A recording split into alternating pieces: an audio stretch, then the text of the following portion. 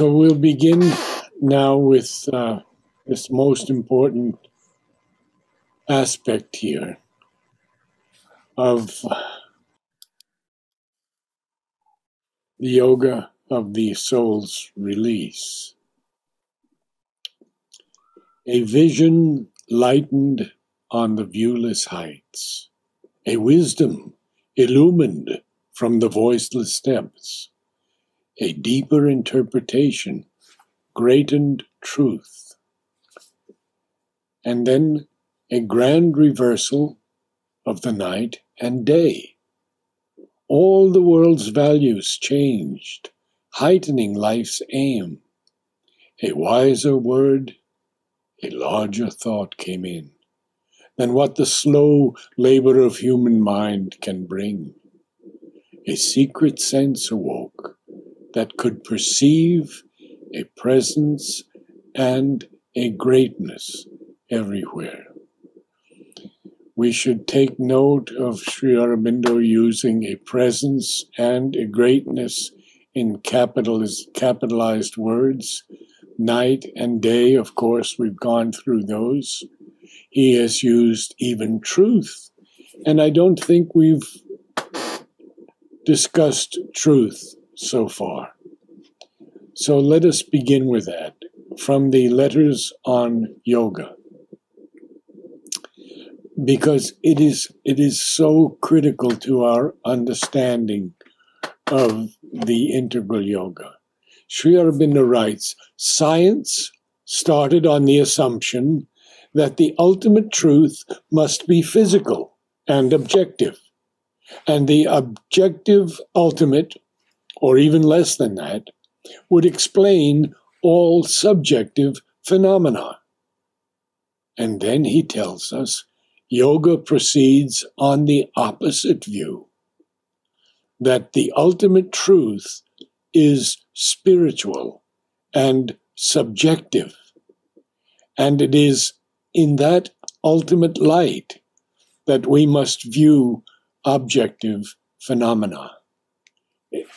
It is such an important thing that we have to see truth, the ultimate truth, being spiritual, and not as science does, and saying that the ultimate truth is physical and objective.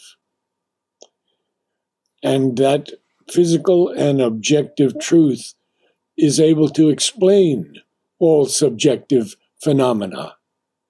It is not.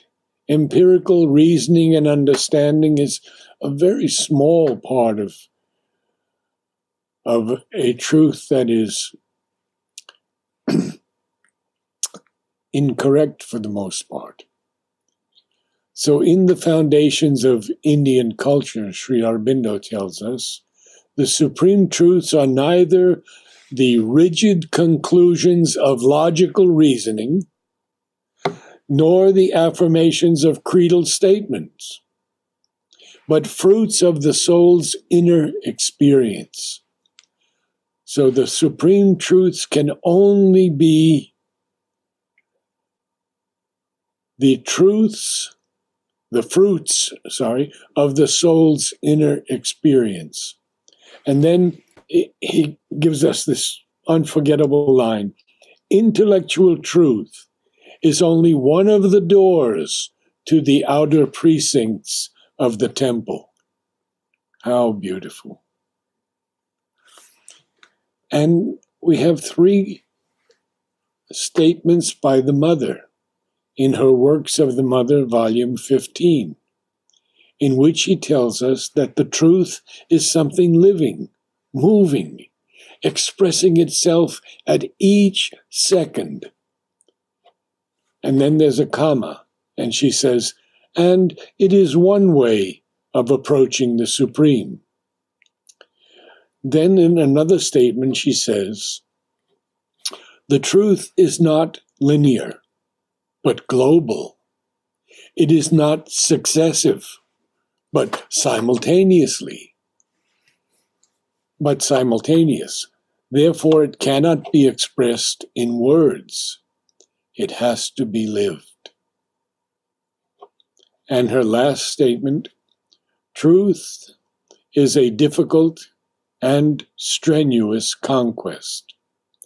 One must be a real warrior to make this conquest. A warrior who fears nothing, neither enemies nor death, for with or against everybody, with or without a body, the struggle continues and will end by victory. For me, this is so important. Why? Because Mother has told us that with or without a body, it will end by victory. So then we had these experiences of Ashwapati, and he is seeing a presence and a greatness everywhere. If we go outside, do we feel or see the presence in a sidewalk, a building, a dog? Or do we just feel a presence in the ashram building, the service tree, Mother's room? We must perceive through a secret sense this presence and this greatness everywhere. Because what has Sri Aurobindo told us? He's told us that the light is everywhere because God is everywhere and God is in everything. So have we done presence before? Do any of you remember? I don't believe so. Yeah, we did presence. We did it, okay. Because it was quite long, I remember. And so we'll continue now then with the words, the universe was not now this senseless whirl. Senseless whirl, oh, powerful. What is a whirl? A whirl is something that is spinning around. And the universe is rotating, it's revolving rapidly. We see that when the astronauts come back and tell us at the speed that they're traveling, it's thousands and thousands of miles per hour. But the universe is not a senseless whirl that is borne round inert on an immense machine. So Ashwapati sees this. He sees that it all has meaning. It has very deep meaning. And then there's a semicolon after machine. So he continues, it cast away its grandiose, lifeless front. A mechanism, no more, or work of chance, but a living movement of the body of God. Now, the word grandiose, I believe I've mentioned once before, but in the true sense of the word, not as we use it colloquially these days, as he had a grandiose appearance or a grandiose character.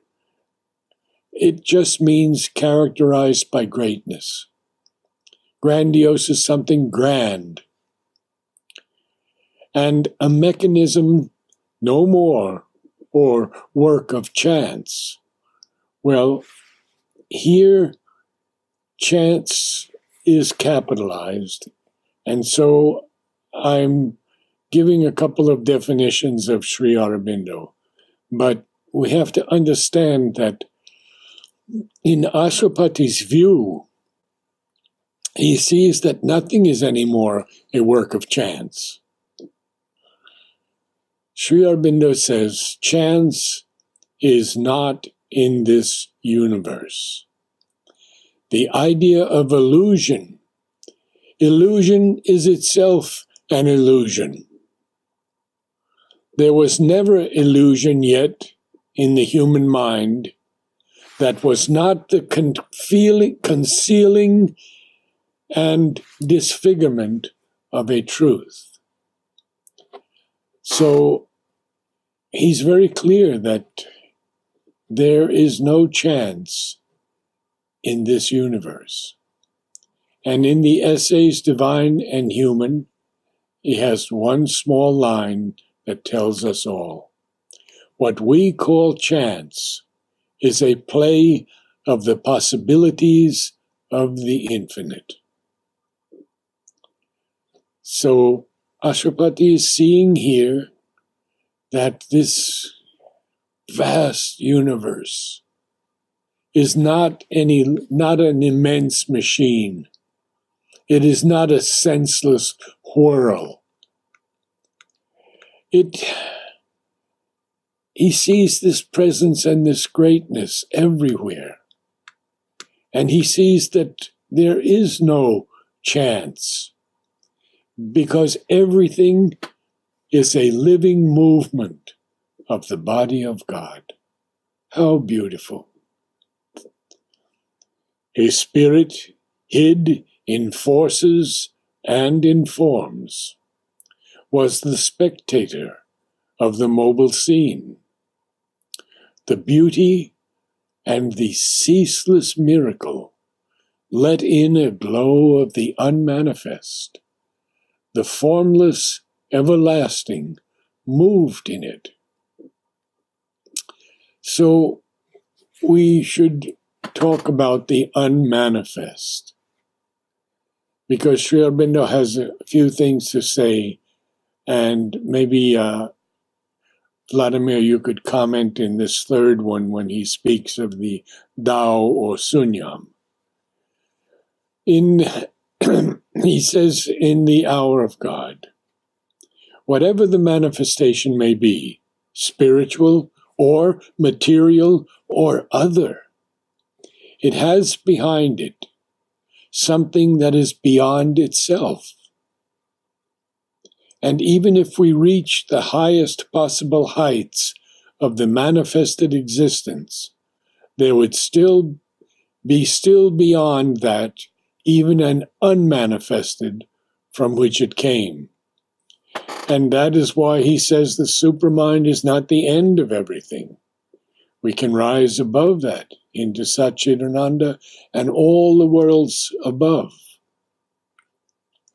He says again, the unmanifested supreme is beyond all definition and description by mind or speech. No definition the mind can make, affirmative or negative, can be at all expressive of it or adequate.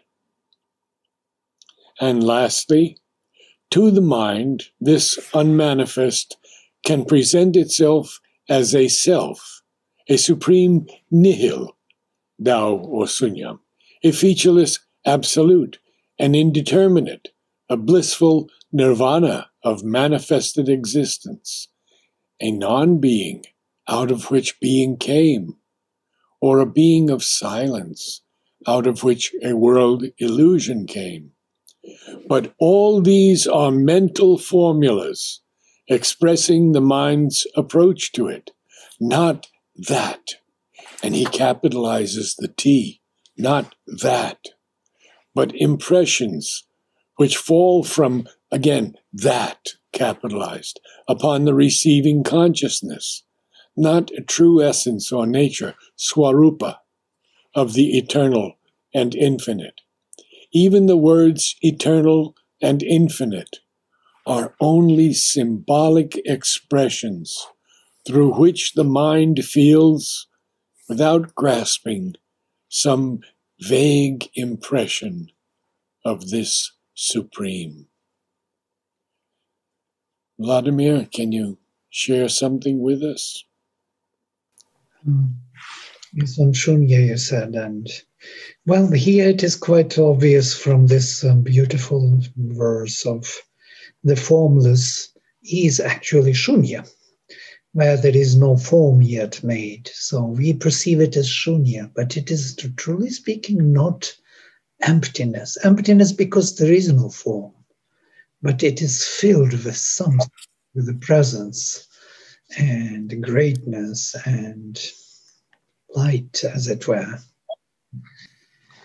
So formless light or infinite being is there, where the Supreme wants to rest from his own existence, as Sri Aurobindo says in his Sri Aurobindo Upanishad. He is Saguna and Nirguna. In Saguna, he enjoys infinite qualities of himself, and in Nirguna, he enjoys freedom from his own existence. Yes. So that enjoyment of his own existence within his own domain, not being manifested in any form, is actually that what we call shunya or Wonderful. asat. So we will go now to the next page, which will be 43. So the last line in 42, we had the formless existence, the formless everlasting. The everlasting is simply God here, the eternal, moved in it, seeking its own perfect form in souls and things. And this is the shunyam that Vladimir was just referring to, that the divine himself is seeking his own form, perfect form, in souls and in things. I mean, there are many things, such as the stone. Now, Richard Wilbur has a very interesting poem. It's a very short poem, and I'll just find that for a second to share it with you. It's called Two Voices in a Meadow, and it makes us think very, very carefully about this. And this is the stone. And the stone says, as casual as cow dung under the crib of God, I lie where chance would have me, up to the ears in sod. Why should I move? To move befits a light desire. The still of heaven would founder, did such as I aspire. So we see that even the stone is in its proper place, its proper creation of the divine seeking its own perfect form in souls and things. Now, we continue. Life kept no more a dull and meaningless shape. In the struggle and upheaval of the world, he saw the labor of a Godhead's birth, a secret knowledge masked as ignorance, fate covered with an unseen necessity, the game of chance of an omnipotent will. And we've done ignorance before, I know, but we've not done will. And will is very, very important. So let us see what Sri Aurobindo tells us. The energy that creates the world can be nothing else than a will, and will is only consciousness applying itself to a work and a result. That's in his life divine. So this is actually extremely important, that in the letters on yoga, he says, will is the pressure of a conscious force on nature. And again, in the life divine, what becomes desire in the ego is will in the spirit. And he gives us two very powerful statements in the synthesis of yoga. The real motive power of the life of the soul is will. Desire is only a deformation of will in the dominant bodily life and physical mind. So desire is only a deformation of will in the dominant bodily life and physical mind. The essential turn of the soul to possession and enjoyment of the world consists in a will to delight, and the enjoyment of the satisfaction of craving is only a vital and physical degradation of the will to delight. It is essential that we should distinguish between pure will and desire, between the inner will to delight and the outer lust and craving of the mind and body. And then lastly, he says, the leader of the journey, the captain of the march, the first and most ancient priest of our sacrifice is the will. This will is not the wish of the heart or the demand or preference of the mind, to which we often give the name. It is that inmost, dominant, and often veiled conscious force of our being, and of all being, tapas, shakti, shraddha, that sovereignly determines our orientation, and of which the intellect and the heart are more or less blind and automatic servants and instruments. And lastly, what does Mother say? She says, will is conscious power and conscious act of force of being. Well, actually, something that's life divine. Mother says, will, power of consciousness turned towards effectuation. Ah, yes. So that's in Mother's volume 14. And we have a few minutes so we can carry on. A glory and a rapture and a charm, the all blissful sat unknown within the heart. Earth's pains were the ransom of its prisoned delight. You know, Sri Aurobindo has used this hyphen, all hyphen, so many times. And we find in the English language so many all hyphens, all love, all negating, all powerful, all sustaining, all truth, all vision, all wisdom, so many of these things becoming actually one word. Because blissful is not enough and all is not enough when they're set apart. They have to be hyphenated. So earth's pains were the ransom of its prison delight. A glad communion tinged the passing hours. When something is tinged, it is sort of touched with a trace or a slight amount of something, as a color would tinge something, a pale color. So this glad communion of Ashwapatis has tinged the passing hours. And even the days were travelers on a destined road, the nights companions of his musing spirit. So he is now in a very awakened consciousness. And we'll go just a few minutes more because it's very important to understand that a heavenly impetus quickened all his breast, Now, an impetus is an impelling force. It's an impulse.